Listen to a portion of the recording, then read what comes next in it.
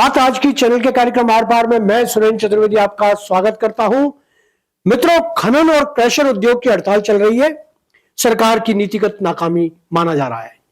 हड़ताल से सरकार को 5,473 करोड़ का राजस्व नुकसान पिछले 13 दिनों में हो चुका है। बजरी के भाव दुगने हो गए, रोड़ी और मार्बल के भाव भी सातवें आसमान पर है।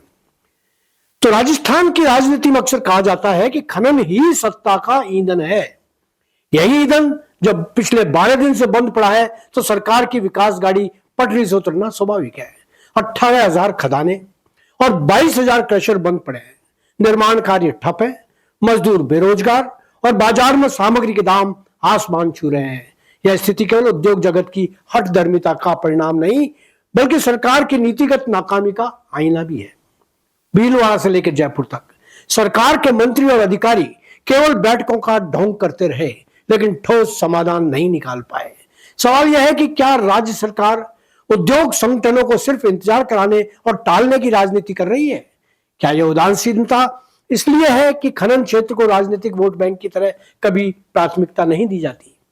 वास्तविकता यह है कि सरकार हर साल खनन से हजारों करोड़ रुपए टैक्स और रॉयल्टी कमाती है, लेकिन जब यही उद्योग अपनी समस्याओं को लेकर आंदोलन करता है तो उसे लॉ एंड ऑर्डर का मुद्दा मान लिया जाता है। यह रवैया केवल अदूरदर्शिता ही नहीं बल्कि आर्थिक संवेदनहीनता भी है। विपक्ष भी इस मसले पर चुप बैठा है। कारण साफ है कि खनन उद्योग से हर दल का रिश्ता है। सत्ता में कोई भी हो, खनन से जुड़ा रसूखदार वर्ग हमेशा सत्ताधारी दल के करीब रहता है। यही वजह है कि आज उद्योग हड़ताल पर है, मजदूर सड़क पर है और आम जन संकट में है। लेकिन विधानसभा में यह मुद्दा जोर शोर से नहीं उठ रहा। सरकार यदि सोचती है कि आंदोलन थक जाएगा और उद्योग झुक जाएगा तो यह उसकी सबसे बड़ी भूल होगी। उद्योग बंद रहा तो नुकसान सरकार को ही ज्यादा है। राजस्व भी गिरेगा, विकास कार्य भी रुकेगा और जनता का आक्रोश भी जनता की ओर ही, सरकार की ओर ही मुड़ेगा। अब समय आ गया है कि मुख्यमंत्री स्वयं आगे आकर हस्तक्षेप करें। यूओबी विभाग की कमान उनके हाथ में ही है। केवल विभागीय सचिवों और मंत्रियों के भरोसे यह संकट हल नहीं होगा। सरकार को स्पष्ट नीति, त्वरित राहत और दीर्घकालिक समाधान का ऐलान करना ही होगा।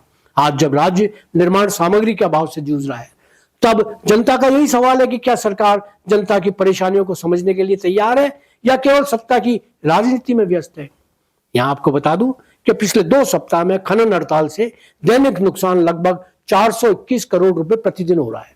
यानी पिछले दिनों यह कुल नुकसान 5,473 करोड़ का तो हो ही चुका है।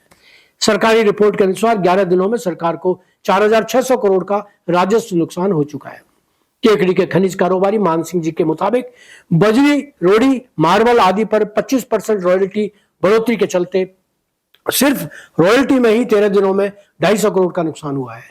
ऐसा नहीं कि इस हड़ताल से उद्योगपति या सरकार को ही नुकसान हो रहा है बल्कि जनता को भी इसका खामियाजा उठाना पड़ रहा है।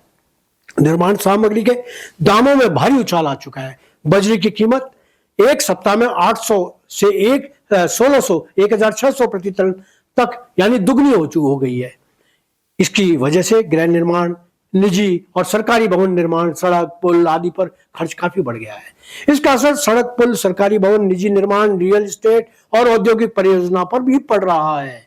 गुणवत्ता निर्माण कार्य प्रभावित होकर ठेकों में काम रुक गया है। ठेकेदारों और बिल्डरों को भारी आर्थिक दबाव झेलना पड़ रहा है। सवाल यह है कि आखिर क्यों सरकार इस हड़ताल को तोड़ने के लिए कोई सर्वमान्य समझौता क्यों नहीं करवा पा रही? क्या वे अपने और जनता के पांवों पर कुल्हाड़ी मारने को मजबूर है? आखिर कब तक यह आत्मघाती स्थिति बनी रहेगी? इस सवाल के साथ ही आज इतना ही। धन्यवाद।